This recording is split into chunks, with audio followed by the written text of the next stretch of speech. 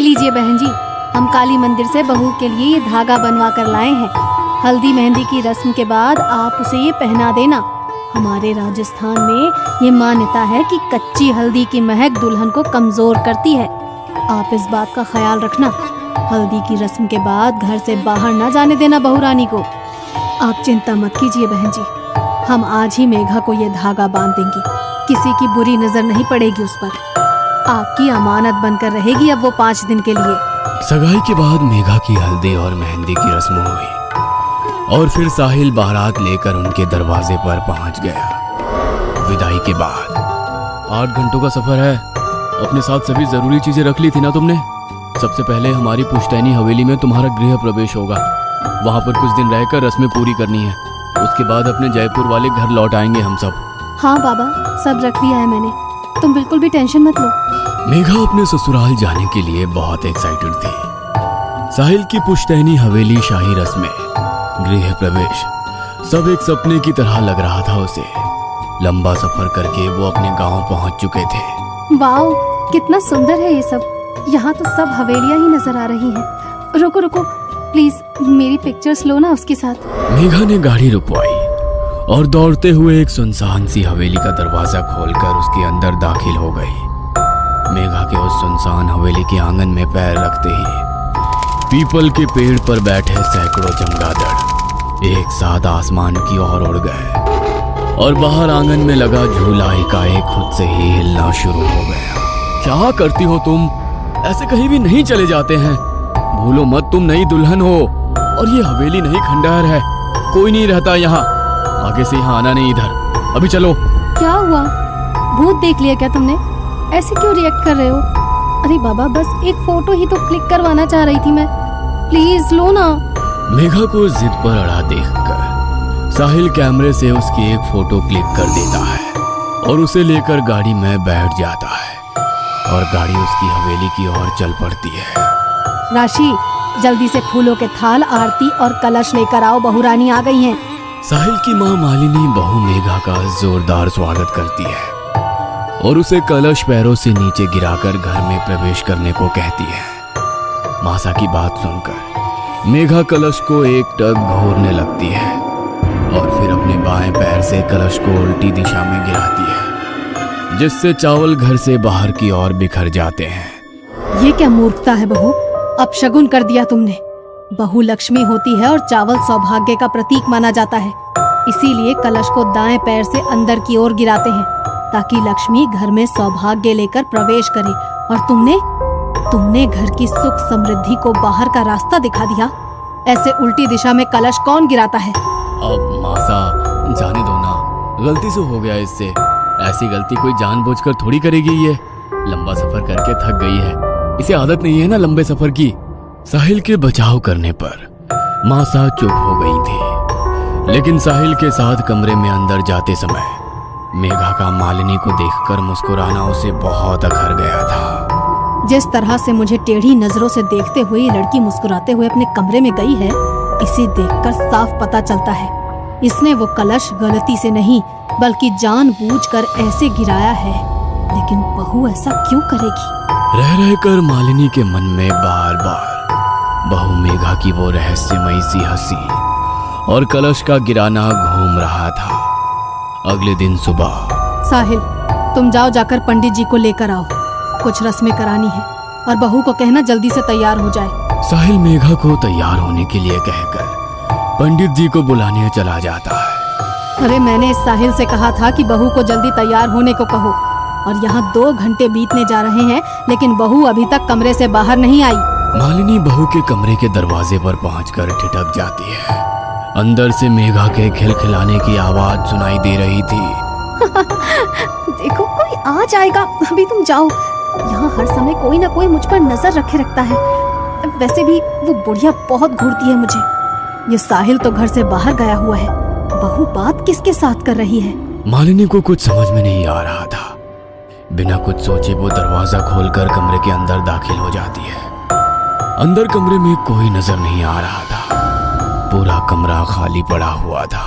अभी तो मुझे बातें करने की आवाज आ रही थी, इतनी जल्दी कहाँ गायब हो गई? मालिनी सोच ही रही थी कि तभी बाथरूम का दरवाजा खोलता है और मेघा अपनी साड़ी सही करती हुई बाहर आती है। अच्छा, तो अब ये दिखाने की कोशिश कर रही है कि ये बाथरूम में थी, लेकिन शायद उसे पता नहीं मैंने सब सुन लिया है। इससे सीधे सीधे पूछने का मतलब है ये साफ मना कर देगी। मुझे इस पर नजर रखनी होगी। मालिनी को बहू मेघा पर शक हो गया था और अब वो सारी बातें खुलकर जानना चाहती थी। कुछ ही देर में रस्में शुरू हो गई और सभी गृह प्रवेश की रस्मों में व्यस्त हो गए। अगले दिन मेघा, ये कैसी महक है हमारे कमरे में। मुझे तो सांस लेने में भी मुश्किल हो रही है। सर भारी हो रहा है, लगता है अभी उल्टी हो जाएगी। अच्छा, मुझे तो ऐसा कुछ भी महसूस नहीं हो रहा। साहिल ने देखा कि मेघा के हाव भाव कुछ बदले बदले से नजर आ रहे हैं। वो बात कहते हुए एक बार भी साहिल को आंखों से नहीं देख रही थी।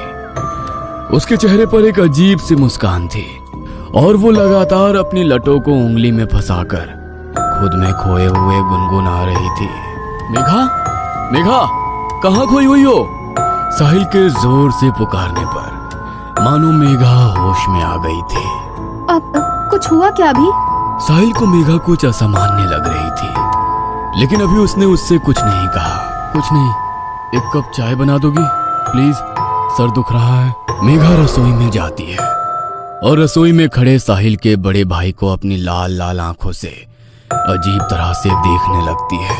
क्या बात है मेघा, तुम ठीक हो?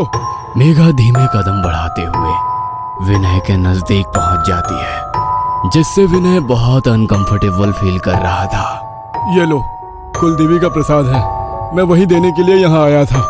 विनय प्रसाद जैसे ही मेघा के हाथ से छुआता है, वो एक दोहरी सी आवाज में चीखकर वहां से भाग जाती है। इससे पहले कि विनय कुछ समझ पाता, उसने देखा सामने से मेघा रसोई में आ रही है, लेकिन इस बार जेठ को रसोई में देख उसने पल्लू से सर ढक लिया था। माँ, आपको ये लड़की कुछ अजीब नहीं लगती? कभी पल्लू ठीक करती है, कभी आकर चिपकने लगती है, पता नहीं कैसे संस्कार है इसके। विनय अपनी माँ को रसोई में हुई घटना बताने लगता है। अरे एक नंबर की चरित्रहीन लड़की पल्ले पड़ गई हमारे। छी, तुझे आकर छूने की कोशिश कर रही थी। नई बहू की इस हरकत को जानकर मालिनी के पैरों तले जमीन सरक गई थी। पहले मैंने उसे कमरे में किसी से बात करते सुना, और अब ये घटना। कैसी सड़क छाप लड़की आ गई है इस घर में। मुझे नजर रखनी होगी इस पर, वरना खानदान की नाक कटवा देगी ये लड़की। आधी रात का समय था। मालिनी को अपने कमरे में ठंडक का एहसास होने लगता है, जिससे उसकी नींद टूट जाती है। खिड़की की ओर नजर डालने पर उसे एक साया कांच के उस ओर से गुजरता हुआ नजर आता है। इतनी रात को कौन टहल रहा है हवेली में? मालिनी बिस्तर से उतरकर धीरे से कमरे का दरवाजा खोलती है तो देखती है मेघा तेज कदमों से अपने कमरे की तरफ जा रही है। कहाँ से आ रही है ये इतनी रात को? आखिर चल क्या रहा है इसके मन में? मालिनी अब हर समय बहू मेघा पर नजर रखने लगी थी। मैम साहब, चूड़ी वाला आया है। आपने नई दुल्हन के लिए राजस्थानी चूड़ा मंगवाया था क्या? मेघा, जाओ पसंद कर लो चूड़ा, मैं आती हूँ 2 मिनट में। 2 मिनट भी नहीं बीते थे कि मेघा सीढ़ियाँ उतरती हुई मालिनी के पास आती है। मासा, आपने बुलाया? मैं जरा बाथरूम में थी। बाथरूम में थी? अभी तो तुम बाहर चूड़ा लेने गई थी ना। तुम्हारा दिमाग ठीक है? इतनी जल्दी तुम सीढ़ियों से ऊपर जाकर वापस नीचे कैसे आ गई? मैं तो अभी आ ही रही हूँ ऊपर से।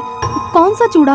मालिनी दौड़ते हुए बाहर आंगन की ओर जाती है, लेकिन वहाँ उसे कोई नजर नहीं आता। ये कैसे हो सकता है? अभी तो तुम बाहर निकली थी, फिर छत से कैसे आई? मुझे कुछ समझ नहीं आ रहा।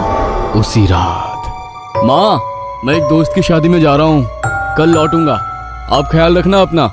साहिल के जाने के कुछ देर बाद मालिनी को मेघा के कमरे से किसी की मर्दाना आवाज सुनाई देने लगती है। मालिनी बहू के कमरे का थोड़ा सा दरवाजा खोलकर अंदर झांक कर देखती है। अंदर का मंजर इतना डरावना था कि मालिनी के पांव अपनी जगह पर जम से गए थे। अंदर कमरे में सिर्फ मेघा थी और वो आराम कुर्सी पर दोनों पांव ऊपर करके सिमट कर बैठी हुई थी। कुर्सी लगातार जोर जोर से हिल रही थी। मेघा के मुंह से एक भयानक सा स्वर सुनाई दे रहा था, जैसे औरत और आदमी की आवाज एक साथ सुनाई दे रही हो। मेघा लगातार हंसती जा रही थी और टूटी फूटी उखड़ती सी बोली में अस्पष्ट सा कुछ बड़बड़ा रही थी। अचानक मेघा ने हंसना बंद कर दिया और गंभीर होकर झटके से दरवाजे की ओर देखा। मालिनी को ऐसा महसूस हुआ जैसे मेघा ने उसे देख लिया है, इसलिए वो तुरंत 2 कदम पीछे हट जाती है। ये क्या था? क्या हो रहा है इस लड़की को? मुझे यहाँ से चलना चाहिए। साहिल भी घर में नहीं है। मुझे कुछ ठीक सा महसूस नहीं हो रहा। मालिनी नीचे आकर अपने कमरे का दरवाजा बंद